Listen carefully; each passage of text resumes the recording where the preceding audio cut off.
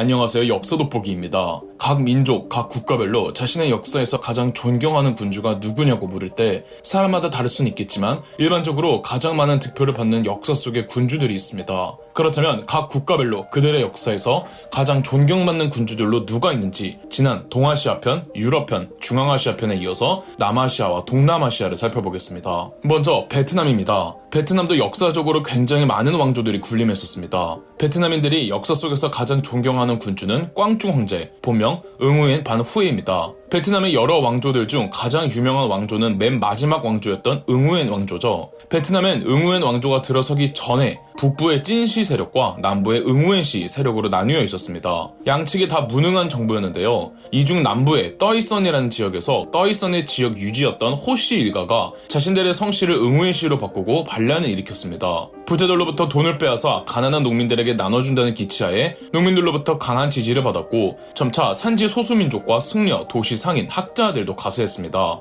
반란의 주동자는 3형제였는데 그중 막내가 응우엔 반후에였죠. 떠이선의 반란 세력들을 진압하지 못했던 남부 응우엔 세력은 태국에 지원 요청을 하여 태국의 대군이 베트남으로 들어오는데 떠이선의 막내 후에는 태국의 군대를 1785년 괴멸시키면서 민족의 영웅이 되었고 반면 응우엔 왕실의 잔당은 외국의 군대를 끌어들인 매국노로 인식됐습니다. 떠이선 삼형제의 막내 후에는 북진을 감행해 북부의 찐시 세력을 무너뜨렸습니다. 찐시의 잔당 세력에선 청나라에 구원 요청을 하였고 당시 청나라의 황제 걸륭제는 양광총독 손사이를 보내 1788년 무려 20만 명을 파견했습니다. 이에 떠이선의 막내 응우엔 반후에도 칭제 권원을 하며 스스로 꽝중 황제라 칭하여 청나라군을 막아내죠. 1789년 1월 탕롱 근교에서 꽝중 황제가 코끼리 100여 마리를 동원해 청나라군을 기습하여 큰 승리를 거둡니다. 꽝중 황제는 태국과 청나라의 대군을 무찌른 구국 영웅으로 칭송받고 있죠. 꽝중 황제는 비단 외적의 침입을 물리쳤을 뿐 아니라 내정 개혁 면에서도 여러 업적을 남겼습니다. 수도를 푸스원에 두고 자신의 세력권을 13개의 진으로 행정제도를 개편하였고 1789년 철저한 토지조사와 인구조사를 시행했으며 각종 농민 복지 정책을 펼쳤습니다. 국가적 주도로 숭정서원이라는 큰 서원을 만들고는 당시 최대 학자였던 응우엔 티앱을 서원의 책임자로 두었습니다. 또한 국가문자를 한자가 아닌 찐온 문자로 공식화했습니다. 이전에는 한자와 찐온 문자가 병행되었다면 꽝중 황제 이래 아주 제대로 찐온 문자를 국가 공식 공용 문자로 제정했죠. 덕분에 숱한 찐온 문자의 문학들이 쏟아져 나와 베트남 문학사에서 황금기를 맞이하기도 했습니다. 꽝중 황제가 시작한 떨슨 왕조는 오래가지 못하고 꽝중 황제 사후 금세 무너져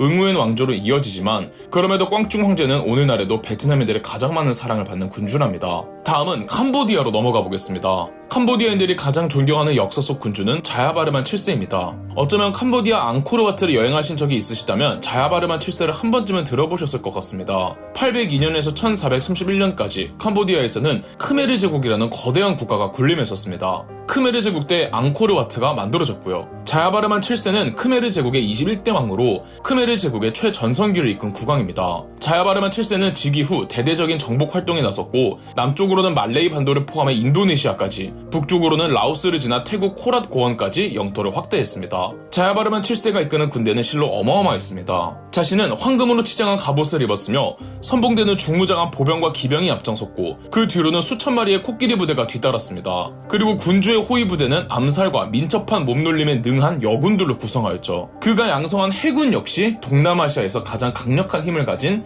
해군이었다고 합니다. 자야바르만 7세가 전쟁을 위해 닦아놓은 고속도로는 전쟁 이후에도 나라를 다스리는데 요긴하게 작동하였습니다. 그가 닦아놓은 고속도로는 무려 800km에 이른다고 하죠. 캄보디아인들이 자야바르만 7세를 가장 좋아하는 이유는 비단 영토 확장뿐 아니라 백성들을 위한 정책을 적극적으로 펼치는 민생 군주이기 때문이기도 합니다. 자야바르만 7세는 백성들이 이용할 수 있는 민간 시설들을 대규모로 확충했습니다. 무려 121개의 숙박소와 102개의 병원을 건설해 주었죠. 독실한 불교 신자이기도 했던 자야바르만 7세는 대중을 구제하겠다는 불교의 교리를 내세우며 수도사 양성기관을 설치해 민생을 위한 불교를 설파했고 얼굴 조각으로 유명한 바이온 사원을 건설하기도 했죠. 앙코르와트 옆에 앙코르 톰이라는 불교 사원을 하나 더 만드는데 오늘날에도 많은 관광객들이 앙코르와트를 관람한 뒤에 앙코르 톰까지 둘러보고 오죠. 다음은 태국입니다. 태국의 역사에서도 태국인들의 존경을 받는 군주들이 꽤 여러 있는데 그 중에서도 한 명을 꼽자면 짜그리 왕조의 5대왕 라마 5세입니다. 짜그리 왕조는 현 태국 왕실의 왕조이기도 합니다. 현재 태국의 국왕은 짜그리 왕조의 10대 왕 라마 10세죠. 우리는 태국 하면 아시아의 거의 모든 국가들이 제국주의 열강들의 식민지가 되던 와중에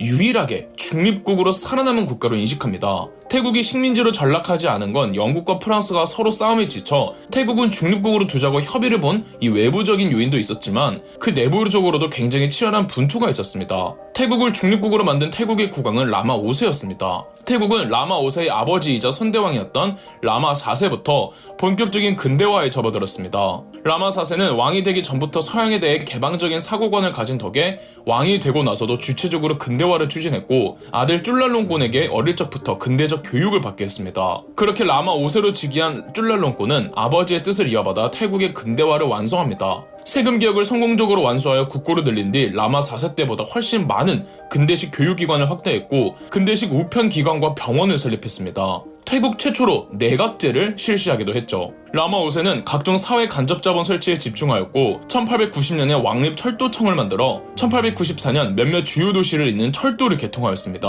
라마 5세 치세의 태국은 동남아에서 가장 발전된 나라였죠. 1902년 라마 5세는 태국의 화폐, 오늘날의 바트화를 발행했고 1905년에는 신분제를 폐지했습니다. 무엇보다 라마 5세는 영국과 프랑스의 위협으로부터 태국을 지켜내기 위해 외교에 가장 큰 힘을 쏟아부었습니다. 라마 5세가 양 옆에 영국과 프랑스 사이를 파악하고 두 국가를 조율하며 줄 것은 내주고 최악을 피하려고 했던 라마 5세의 외교를 대나무 외교라고 부릅니다. 바람에 이리저리 흔들리기는 하지만 꼿꼿함은 유지하는 대나무의 특성에 빗댄 표현이죠. 19세기에서 20세기 제국주의 국가가 아니면 누구나 제국주의 바람에 흔들릴 수밖에 없었지만 그 흔들림을 유연함으로 승화하여 자주적 태국의 꼿꼿함을 지켜낸 라마 5세의 최대 업적이었죠. 동남아시아의 섬나라를 볼까요? 필리핀의 경우 필리핀에서는 비록 군주는 아니지만 7대 대통령 막사이사이가 필리핀들의 존경을 한몸에 받습니다. 마음만 먹으면 부정부패를 일삼기도 쉽고 독재를 펼치기도 쉬운 필리핀에서 몇 안 되는 독보적인 청백리 대통령이었죠. 막사이사이는 나름 유복한 환경에서 태어났음에도 성장 과정에서 안 해본 일이 없다는 말이 있을 정도로 정말 다양한 알바를 경험했다고 합니다. 그런 무수한 알바를 병행하면서도 필리핀 대학교에 입학해 의대, 기계공학, 경영학을 전공했죠. 막사이사이는 태평양 전쟁 당시 일제를 상대로 유격대 활동을 하면서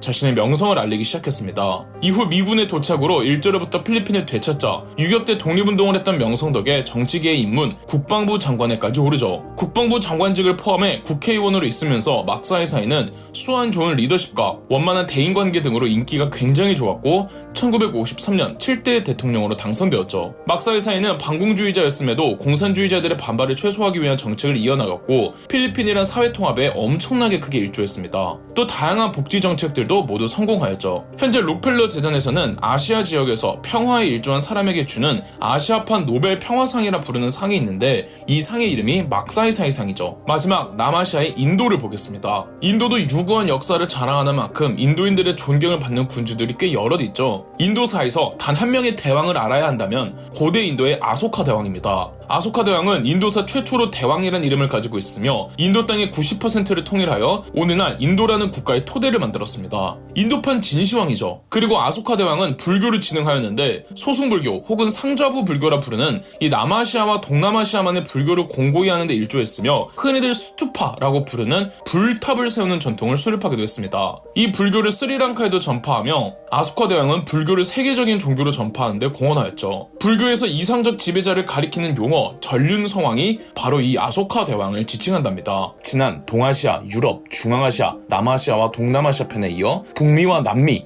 아메리카 편을 다뤄보겠습니다. 미국으로 시작해볼까요? 미국은 1789년 독자적인 정부를 수립한 이래 지금까지도 단일한 나라, 근대사 최초의 공화정 정부를 이어오고 있기에 군주라는 존재가 없고 대통령만이 있었죠. 미국인들이 가장 존경하는 대통령은 그럼 누구일 것 같나요? 조지 워싱턴? 토머스 제퍼슨? 링컨? 케네디? 저도 당연히 이 4명 중 1명이라고 생각했지만 디스커버리 채널에서 조사한 바에 의하면 1위로 뽑힌 대통령은 1980년대 미국의 우경화를 주도했던 40대 대통령 로널드 레이건 대통령이라고 합니다. 잘 알려져 있다시피 레이건은 배우 출신이죠. 그리고 레이건은 민주당 출신이었습니다.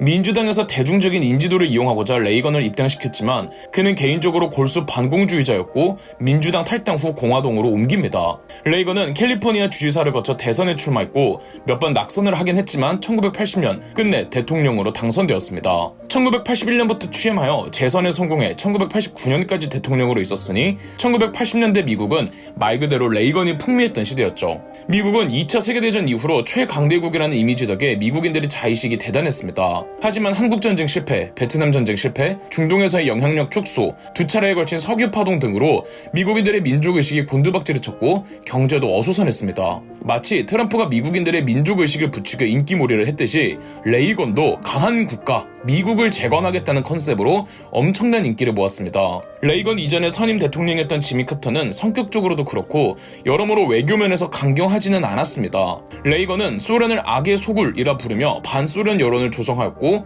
안보의식을 강조하며 미사일 방어 전략 등을 내세우기도 했습니다. 이대로 가다간 미국과 소련 사이에서 당장이라도 전쟁이 날 것만 같았지만 소련의 고르바초프가 친미적인 성향을 보이며 미소 양국이 군축하기로 합의를 보며 해피엔딩으로 끝났습니다. 그리고 끝내 소련이 해체되었죠. 이걸 두고 미국에서는 기존 세 레이건에게 소련이 굴복했다는 식으로 받아들여졌습니다. 그리고 무엇보다 이른바 레이거노믹스라는 경제정책을 펼치며 미국의 스태그플레이션을 극복했고 이른바 신자유주의 시대를 열었죠. 세금 낮추고 기업에 대한 각종 규제를 완화하여 시장의 힘을 맹신하고 정부 지출을 줄이고 자유무역을 확산시켰습니다. 다만 강도 높은 신자유주의 경제정책으로 빈부격차가 극심하게 커졌으며 빈민층은 살기가 훨씬 어려워졌고 월스트리트가 제멋대로 난동을 부리기 시작했다는 비판을 받고 있답니다. 그럼에도 보수 진영이나 갑부층은 말할 것도 없고 레이건에 대한 미국 내의 인기는 외국에서 이해하는 정도보다 훨씬 더 높다고 합니다. 캐나다로 올라가 보겠습니다. 캐나다는 명목상 입헌 군주정을 채택하고 있으며 영연방의 일원이기에 영국의 국왕을 자국의 국왕으로 모시고 있죠. 따라서 실질적인 캐나다 통치는 총리가 수행하는데요. 캐나다의 역사 속 캐나다인들이 가장 존경하는 총리는 15대 총리였던 피에르 트리도입니다. 캐나다 역사에서 유명한 거물을 한 명만 꼽으라고 하면 떠오르는 사람이 잘 없으시죠? 캐나다 역사에서 단 한 사람만 알아야 한다면 바로 피에르 트리도 총리랍니다. 그간 미국이나 영국의 방침에 따라가기 바빠 뚜렷한 민족적 정체성이 없던 캐나다가 캐나다 자체적인 외교 판단을 내리며 캐나다만의 정체성을 심어다준 총리였죠. 미국이 대탕트다 뭐다해서 공산주의 국가들과 우호적인 관계를 맺으려고 할 때 캐나다의 피에르 트리도 총리는 그런 미국을 비판하며 꾸준히 공산권 국가들과 적대적 관계를 유지했습니다. 피에르 트리도 총리도 이 보수 진영에서 신격화하는 극단적 보수 사상자입니다. 분리주의자들과 소수자들의 의견을 여러모로 찍어 눌러버렸죠. 그리고 원래 캐나다 헌법 개정권이 영국 의회에 있었는데 피에르 트리도 총리가 자국의 헌법 개정권이 영국에 있는 게 말이 되냐며 영국 의회를 설득해 헌법 개정권을 캐나다 의회로 가져오는 등 이 민족주의적인 감성에서는 캐나다인들이 우러러보는 존재가 피에르 트리도죠. 물론 그만큼 그를 비난하는 캐나다인들도 있고요. 멕시코로 내려가 보겠습니다. 멕시코의 역사하면 역시 아즈텍 제국이겠죠. 멕시코인들이 그들의 역사에서 가장 존경하는 군주는 아즈텍 제국의 초대 황제 이츠코아틀입니다. 아즈텍 제국과 관련해 오해가 있는데 아즈텍 제국은 오늘날 멕시코의 수도인 멕시코시티에 자리 잡은 테노치티틀란이란 도시국가에서 시작했습니다. 호수 위에 세워진 수상도시 테노치티틀란은 점차 세력을 확산해갔고 그 과정에서 다른 도시국가 텍스코코, 틀라코판과 동맹을 맺으며 주변의 강대 도시국가들을 무너뜨려가며 멕시코 고원의 패권 국가들로 우뚝 섰습니다. 테노치티틀란, 텍스코코, 틀라코판 세 동맹의 이름을 아즈텍이라고 합니다. 다시 말씀드리지만 아즈텍은 단 하나의 국가를 의미하는 게 아니라 테노치티틀란, 텍스코코, 틀라코판 세 국가를 통칭해서 부르는 말입니다. 아즈텍이라는 단어도 유럽에서 편의상 붙인 이름이며 정작 본인들은 스스로를 아즈텍이라 부르지 않고 메시카라고 불렀습니다. 이들의 민족명이 메시카족이며 눈치채셨다시피 멕시코의 어원이랍니다. 아즈텍의 세 국가 중 핵심 국가는 테노치티틀란이었고 세 국가들의 왕들 중 테노치티틀란의 국왕이 동맹연합을 대표하는 황제가 되기로 합니다. 당시 테노치티틀란의 국왕은 4대 왕이었는데 이 왕이 최초로 아즈텍 연합의 황제로 등극하니 이 사람이 이츠코아틀입니다. 이제 남미로 가볼까요? 먼저 브라질입니다. 브라질인들이 가장 존경하는 브라질 역사 속 군주는 브라질 제국의 2대 황제이자 마지막 황제였던 페드로 2세입니다. 브라질 제국은 오늘날의 브라질 공화국이 들어서기 전 포르투갈의 식민지였던 브라질이 포르투갈로부터 독립하여 1822년부터 1889년까지 존속했던 국가입니다. 페드로 2세는 5살이란 어린 나이에 즉위하여 청년으로 클 때까지 치세 초반에는 브라질 제국이 대단히 어수선했습니다. 친정을 시작한 이후로도 여러 반란들이 있었으나 페드로 2세는 차근차근 황제권을 강화해 나갔고 결정적으로 1864년에서 1870년까지 일어났던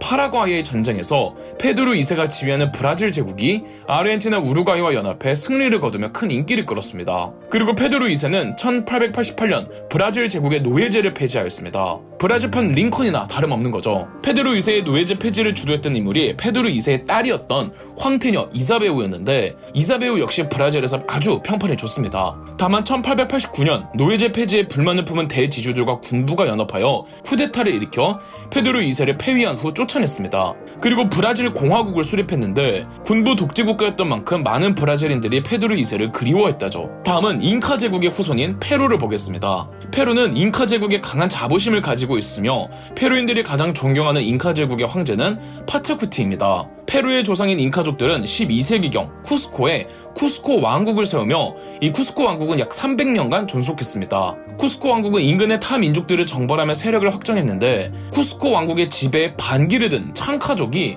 쿠스코 왕국을 공격해 쿠스코 왕국은 거의 멸망 직전까지 갑니다. 쿠스코 왕국의 왕은 도망치는 와중에 왕자 잉카 로카만이 쿠스코의 수다를 끝까지 지켜냈고, 잉카 로카가 왕으로 즉위하며 스스로를 대지를 흔드는 자라는 뜻의 파차쿠티라 칭하였습니다. 파차쿠티는 쿠스코 왕국을 지켜낼 뿐만 아니라 더 적극적인 대외전쟁에 나서며 쿠스코 왕국을 제국의 형태로 발돋움시켰고, 따라서 파차쿠티가 황제가 되는 1438년을 잉카 제국의 시작으로 보고 있으며, 그를 잉카 제국의 초대 황제로 인정하고 있습니다. 파차쿠티 황제는 태양신과 자신을 동일시했으며, 이 마추픽추 건설을 지시했던 인물이 바로 파차쿠티 황제였죠. 마지막으로 칠레를 보겠습니다. 칠레인들이 가장 존경하는 칠레인은 딱 한 명으로 정해져 있습니다. 바로 칠레의 28대 대통령 살바도르 아옌데죠. 의사 출신으로 1970년에서 1973년까지 취임한 살바도르 아옌데는 정말 극적인 생애를 살았던 대통령이었습니다. 대통령으로 당선된 살바도르 아옌데는 칠레의 심각했던 빈부격차와 사회 문제를 해결하기 위해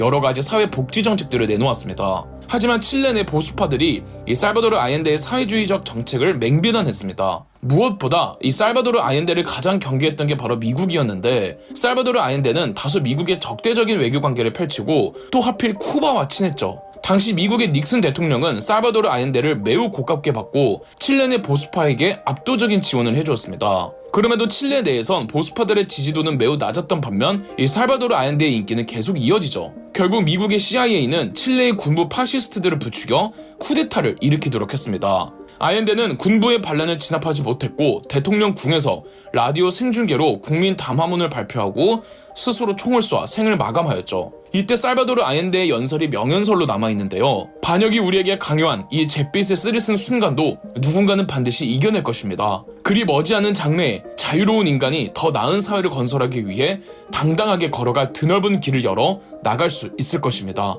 적어도 제 희생을 통해 범죄자와 비겁한 자, 반역자는 반드시 처벌받아야 한다는 도덕적 교훈을 얻게 될 것입니다. 지난 동아시아, 유럽, 중앙아시아, 남아시아, 동남아시아, 그리고 아메리카 편에 이어 마지막 중동편을 다뤄보겠습니다. 이란부터 가볼까요? 이란은 인류사 최초의 제국이라 평가받는 페르시아 제국을 건설한 역사를 지니고 있죠. 이란인들이 페르시아 제국에서 가장 높이 평가하는 군주는 인류사 최초의 대제라 불리는 키루스 2세입니다. 알렉산더 대왕이 나타나기 전까지는 가장 위대한 세계 정복자로 키루스 2세가 뽑혔죠. 페르시아는 오늘날 이란 일대에 퍼져있던 어느 한 부족의 아케메네스 가문에서 시작했는데, 그 시작은 무려 기원전 8세기입니다. 아케메네스 가문이 이끄는 부족은 점차 세력을 확장해가며 이란을 넘어 메소포타미아 지방까지 진출하는데요. 기원전 6세기경 키루스 대제라고도 불리는 키루스 2세가 중동의 메디아와 오늘날 튀르키예가 있는 리디아를 정복했으며, 아라비아 반도로 내려가는 신바빌로니아마저 정복했습니다. 사실상 중동 일대를 통일한 것이라고 볼 수 있죠.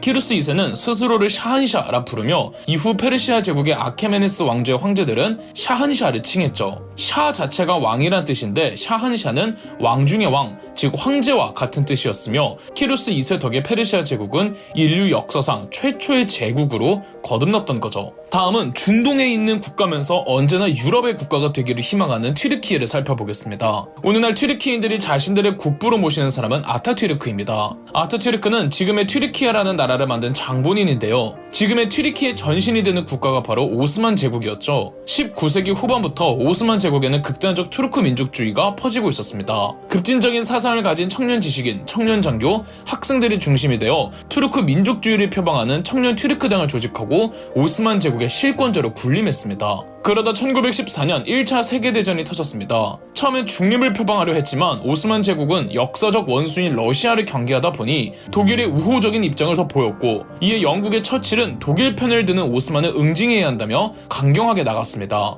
영국은 다르다넬스 해협의 갈리폴리로 향했는데 처칠은 2주 만에 오스만의 수도를 무너뜨리겠다고 호언장담했지만 1년 조금 안되게 전쟁은 이어졌고, 영국군과 협상국 병력이 57만 명 중에서 25만 명이 전사하면서 끝이 납니다. 영국의 참담한 실패였죠. 이 기념비적인 갈리폴리 전투를 승리로 이끌었던 오스만의 사령관이 케말 파샤였습니다. 갈리폴리 전투 이후 케말 파샤는 민족의 구국 영웅으로 떠올랐죠. 파샤는 자기명이고 그의 본명은 무스타파 케말 아타튀르크였습니다. 1차 세계대전은 동맹국의 패배로 끝이 났습니다. 결과적으로는 오스만도 동맹국이 일원이 있기에 전쟁에선 패전국에 속했던 거죠. 1차 세계대전 이후 협상국은 오스만을 없애버리려고 했습니다. 아타튀르크는 우리 투르크의 위기가 전부 청년 투르크당의 잘못된 정치와 무능한 술탄 파디샤 때문이라며 그들 때문에 투르크를 서구권에 넘길 수 없다고 민족주의를 강하게 자극합니다. 케말 아타튀르크는 아나톨리아 반도에 있던 앙카라를 중심으로 투르크 민족 독립운동 겸 오스만의 술탄 파디샤 타도 운동을 전개했고, 3년 만인 1922년 오스만의 마지막이자 36대 술탄 파디샤였던 메흐메트 6세를 폐위시키면서 오스만 제국은 공식적으로 멸망하였고 청년 튀르크당도 해산되었습니다. 오스만의 수도였던 콘스탄티노플은 이스탄불로 이름이 바뀌었고, 케말 아타튀르크는 수도를 독립운동의 근거지였던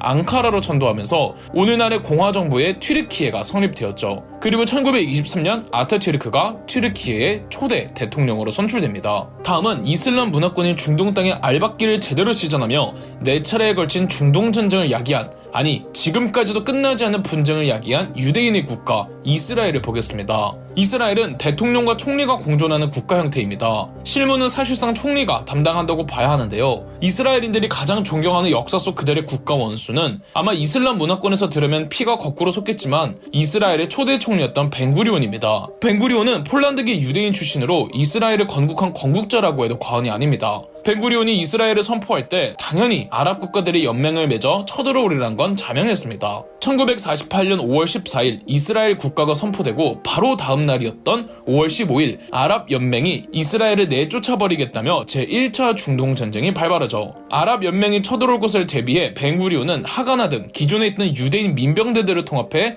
이스라엘 군을 창설했으며 열악한 무기 상태와 수적 열세를 극복하고 1차 중동 전쟁을 승리로 이끌었습니다. 1차 중동 전쟁뿐 아니라 2차 중동 전쟁도 승리로 이끌었죠. 그리고 그만큼 아랍인들 학살의 책임을 안고 있기도 하고요. 다음은 이집트를 보겠습니다.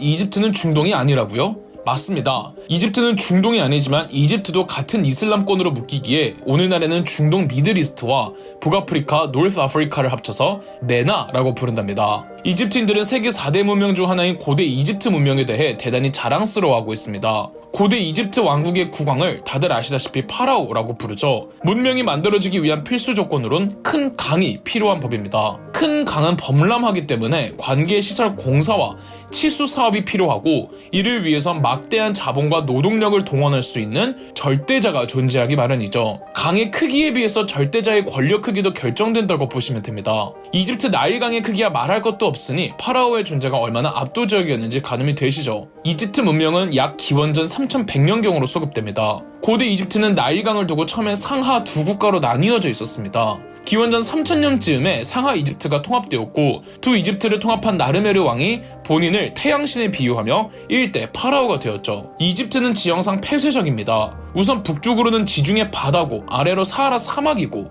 해외로 나가기 위한 유일한 창구라곤 이집트에서 중동 쪽으로 가는 길목인데 이마저도 메소포타미아 문명이 쉴드 역할을 해주잖아요. 그래서 고대 이집트 왕국은 이민족의 침입이 어렵다는 장점을 가지고 있고, 덕분에 고대 이집트 왕국은 이후 아주 오래도록 이집트 지역을 지배했죠. 수천 년간 무려 30개의 왕조가 계승되었습니다. 그만큼 수많은 파라오들이 있었겠죠. 그 중에서 이집트인들이 가장 높이 평가하는 파라오는 30개의 왕조 중 제19왕조의 3대 파라오인 람세스 2세입니다. 아부신벨 대신전을 건립한 파라오가 바로 람세스 2세이며 아부신벨 대신전의 4조각상이 모두 람세스 2세의 얼굴이라고 합니다. 아주 자부심이 대단한 파라오였죠. 람세스 2세는 오늘날뿐 아니라 고대 이집트 당시에도 여러 파라오들이 가장 존경하던 파라오이기도 했습니다. 고대 이집트 왕국을 배경으로 만들어지는 각종 창작물에서도 가장 많이 등장하는 파라오이기도 하죠. 활발한 대외 원정으로 고대 이집트 왕국 역사상 가장 넓은 영토를 구가했습니다. 구약에 나오는 모세가 히브리인들을 데리고 홍해를 갈라 도망갈 때 히브리인들을 박해해 내쫓은 파라오가